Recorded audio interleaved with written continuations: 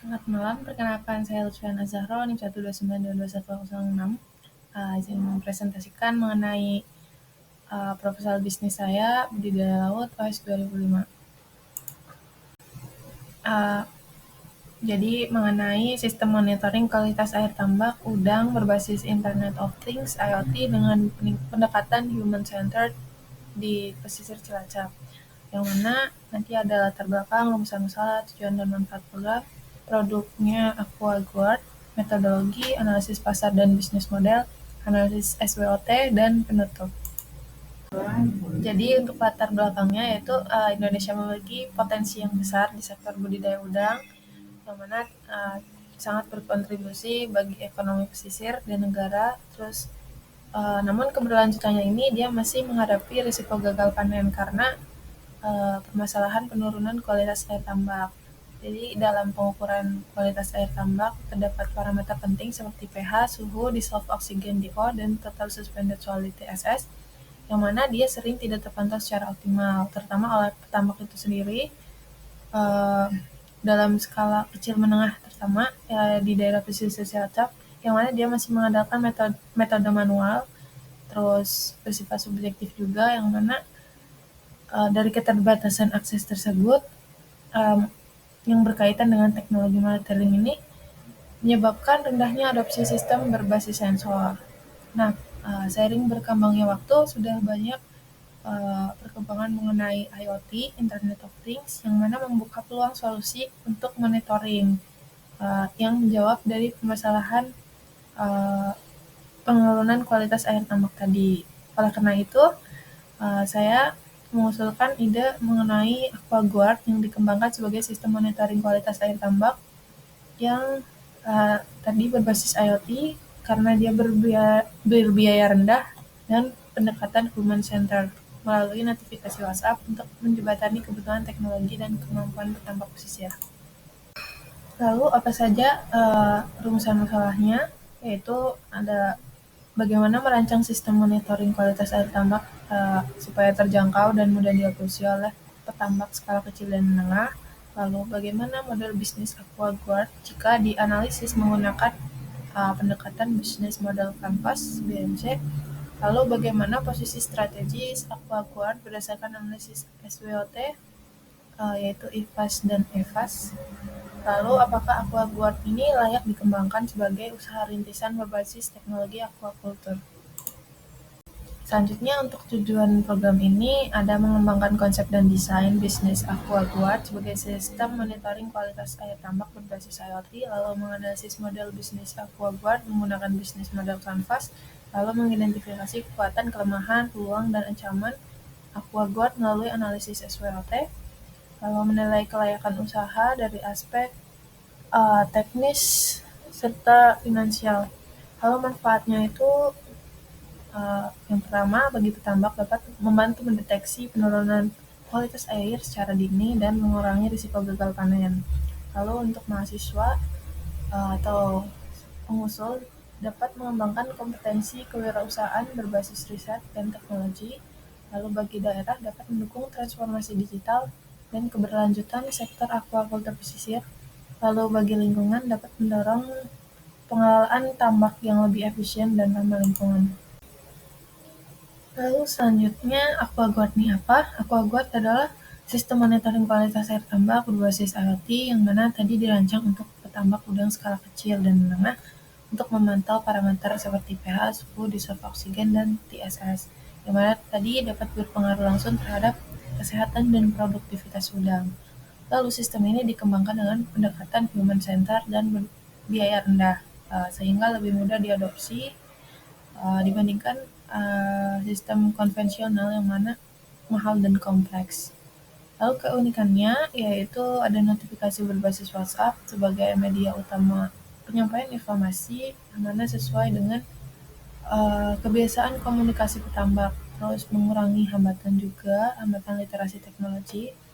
Terus selain itu, AquaGuard juga dirancang sebagai usaha rintisan aquaculture digital dengan model bisnis untuk mendukung implementasi jangka panjang dan berdampak nyata bagi sektor budidaya udang. Lalu untuk langkah-langkah dalam metodologi. Jadi program pengembangan AquaGuard ini dia menggunakan pendekatan deskriptif kualitatif, yang mana metode ini menggunakan metode studi kasus, di mana AquaGuard ini diposisikan sebagai objek kajian utama. Pendekatan ini dipilih karena program ini tidak berfokus pada pengujian hipotesis kuantitatif, tapi pada pemahaman dalam mengenai permasalahan nyata yang dihadapi petambak serta perancangan solusi berbasis konteks lapangan. Jadi tahapannya ada identifikasi masalah, yaitu kebutuhan petambak dari skala kecil menengah tadi, terutama di daerah pesisir Cilacap. Lalu yang kedua ada perancangan konsep sebagai sistem monitoring IoT berbiaya rendah. Terus yang ketiga ada penyusunan BMC. Lalu yang keempat analisis SWOT, yang mana menentukan posisi dan strategi pengembangan. Lalu yang terakhir ada penyusunan rencana implementasi dan keberlanjutan melalui prototipe dan kemitraan, lalu skala scale up. Jadi AquaGuard ini tadi kan berbasis IoT, bisa untuk mengukur parameter kualitas air. Terus dia terdapat microcontroller, terus ada sistem komunikasi data juga. Jadi sistemnya itu data kualitas air tadi dikirimkan ke server lalu ditampilkan pada dashboard secara sederhana. Jadi sistem yang akan mengirimkan notifikasi otomatis melalui WhatsApp ketika parameter berada di luar ambang batas aman. Keunikan utamanya itu pada integrasi teknologi IoT dengan platform komunikasi yang mana udah familiar seperti WhatsApp. Pendekatan ini berbeda dari sistem monitoring konvensional karena kalau konvensional itu lebih kompleks dan kurang ramah bagi pengguna. Berikut merupakan ilustrasi mengenai tampilan dashboard AquaGuard, yang mana dia menampilkan parameter-parameter kualitas air dan grafik naik turun parameternya. Terus itu juga ada gambar sistemnya dan notifikasi WhatsApp-nya. Lalu ada analisis pasar dan bisnis model. Untuk analisis pasar, target pasarnya itu tadi untuk petambak udang dan bandeng secara skala kecil sampai menengah, tidak hanya di pesisir Cilacap, tetapi di daerah Jawa Tengah juga yang masih bergantung pada pemantauan kualitas air secara manual. Terus segmen ini membutuhkan sistem monitoring yang sederhana, terjangkau, dan mudah dipahami. Terus AquaGuard ini dia menjawab kebutuhan melalui pemantauan real time dan notifikasi dari WhatsApp tadi. Terus hal tersebut menjadi keunggulan kompetitif dibandingkan produk sejenisnya yang lebih kompleks. Dengan dukungan distribusi melalui koperasi atau kelompok petambak, AquaGuard ini dia dapat berpotensi dan berkembang pasar secara luas dan berkelanjutan. Jadi untuk desain BMC-nya seperti ini, mulai dari problem yaitu tadi tingginya risiko gagal panen akibat penurunan kualitas air tambak. Solusinya merancang sistem monitoring kualitas air tambak yang terjangkau dan mudah diadopsi. Lalu yang pertama ada customer relationship, yang mana dia hubungan dengan pelanggan dibangun melalui model layanan berlangganan.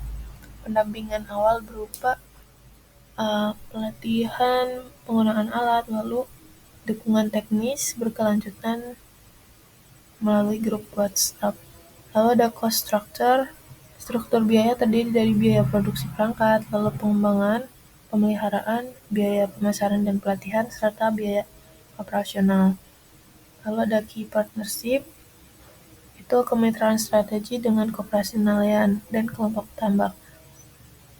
Pemasok sensor lokal, terus ada perguruan tinggi juga untuk pendampingan riset, serta program-program lain yang mendukung seperti CSR. Lalu ada unique value proposition, yaitu sistem monitoring kualitas air tambak berbasis IoT tadi yang berbiaya rendah, bisa untuk mengukur parameter kualitas air, terus dilengkapi dengan notifikasi otomatis melalui WhatsApp, dan digunakan oleh petambak dengan literasi digital rendah. Lalu ada revenue streams, yaitu sumber pendapatan berasal dari penjualan perangkat aquaguard. Terus ada biaya langganan cloud dan notifikasi, serta layanan tambahan. Lalu ada key activities, yaitu aktivitas utama yang mencakup pengembangan dan perakitan perangkat. Lalu ada pemantauan, pengolahan data kualitas air, pemeliharaan sistem, terus ada pengembangan fitur, dan layanan lanjutan. Lalu untuk channel, ini ada distribusi produk dilakukan melalui koperasi nelayan dan kelompok petambak.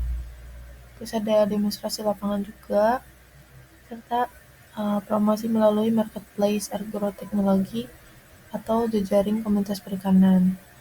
Terus ada customer segment, jadi petambak udang dan atau petambak lain secara skala kecil sampai menengah tadi masih melakukan pemantauan kualitas secara manual dan membutuhkan akses teknologi. Lalu key resource, sumber daya utama meliputi tim pengembang IoT, lalu ada sensor kualitas air di perangkatnya, terus ada microcontroller, server cloud, serta kemitraan dengan koperasi dan institusi pendidikan. Berikut desain BMC-nya. Selanjutnya ada analisis SWOT, yaitu yang pertama Internal Factor Analysis Summary atau IFAS. IFAS dapat dilihat pada tabel, lalu total bobotnya itu memiliki skor 2,85, yang mana menunjukkan bahwa kekuatan internal aquaguard ini dia lebih dominan daripada kelemahannya, sehingga fondasi internal ini cukup kuat.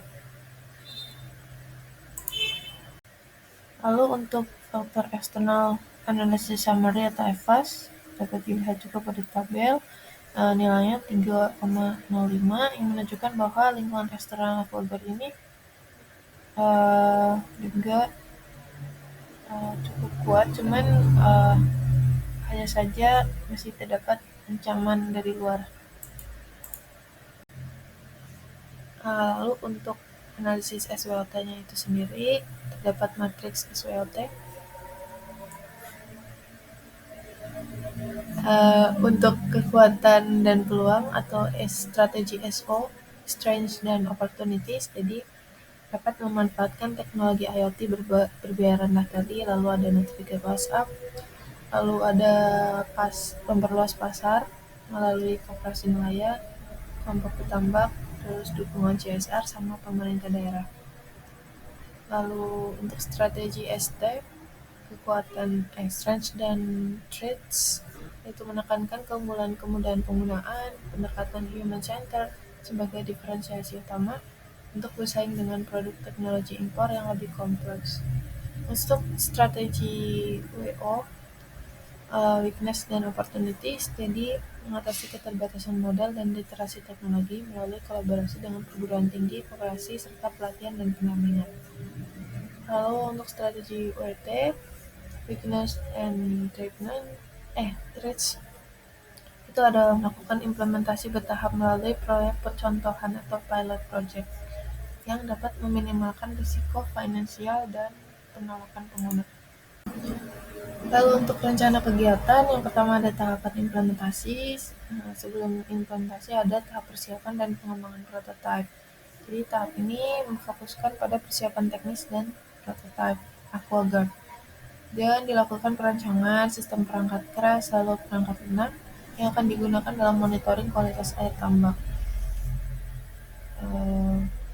Yang tahap awalnya tadi ada perancangan desainnya, lalu pengembangan perangkat kerasnya berbasis microcontroller yang dapat mengintegrasikan seluruh sensor, lalu pengembangan sistem perangkat lunak dan dashboard untuk pemantauan kualitas air, lalu ada perancangan sistem notifikasi otomatis melalui WhatsApp sebagai fitur utama pendekatan human center.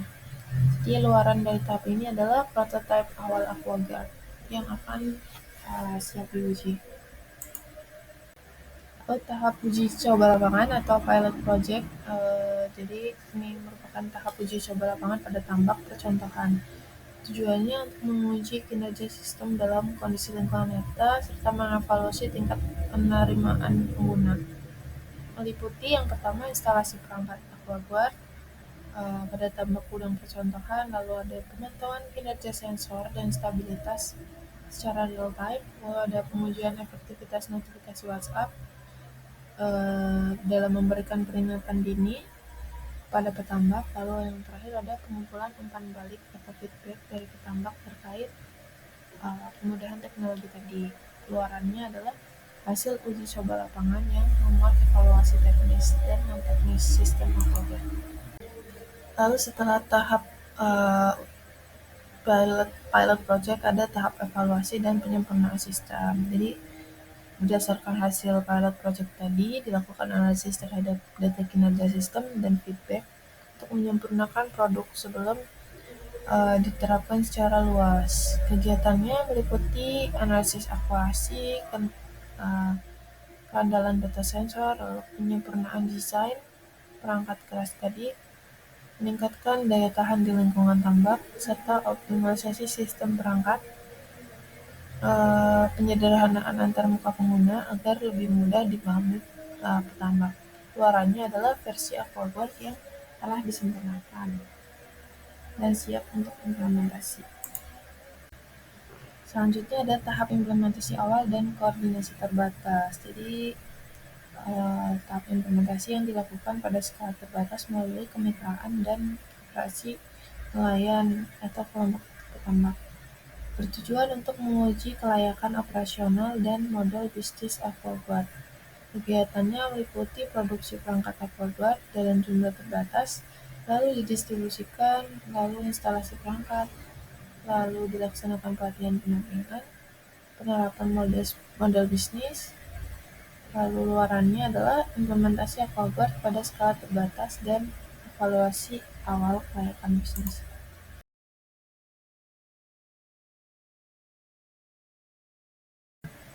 Jadi untuk roadmap kegiatannya mulai dari pengembangan prototipe, lalu uji coba lapangan, evaluasi penyempurnaan, implementasi awal, dan skala usaha.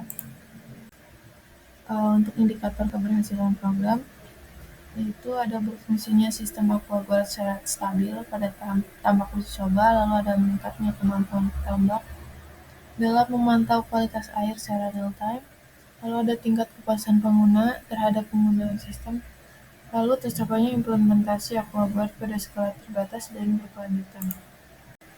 Berikut merupakan prinsip penyusunan anggaran dari efisiensi, lalu kesesuaian kebutuhan, keberlanjutan usaha, dan skala realistis. Berikut merupakan rencana anggaran biaya pengelolaan mulai dari pengembangan produk, produksi perangkat, pemasaran pelatihan, dan operasional sebesar seperti pada tabel. Berikut merupakan proyeksi pemasukan dari penjualan perangkat, langganan tahunan, lalu ada layanan data analytics, lalu kemitraan, dan CSR. Nilainya dapat dilihat pada tabel. Lalu selanjutnya ada analisis kelayakan finansial dari hasil pengeluaran dan pemasukan tadi. Dia dapatkan estimasi laba bersih sebesar 195 juta rupiah. Berarti menandakan bahwa aquaguard ini dia memiliki potensi laba positif pada tahun pertama dengan estimasi ROI sebesar 58%, yang mana menunjukkan bahwa aquaguard ini layak secara finansial dan memiliki prospek yang layak untuk dikembangkan juga lebih lanjut. Kesimpulannya, aquaguard ini merupakan solusi inovatif berbasis IoT dirancang untuk menyelesaikan permasalahan dalam budidaya udang, khususnya pemantauan kualitas air tambak. Lalu dia menggunakan pendekatan human center, pemanfaatan biaya rendah, menghadirkan sistem monitoring real time, lalu cocok untuk petambak skala kecil dan menengah. Berdasarkan analisis tadi, setelah dilakukan layak untuk dikembangkan sebagai usaha rintisan di sektor aquaculture digital. Sarannya, pengembangan ini diharapkan tidak hanya menjadi solusi teknologi, tetapi menjadi bagian dari transformasi sistem budidaya aquaculture yang lebih efektif, efisien, dan berkelanjutan. Berikut merupakan daftar pustaka yang saya gunakan. Sekian, terima kasih.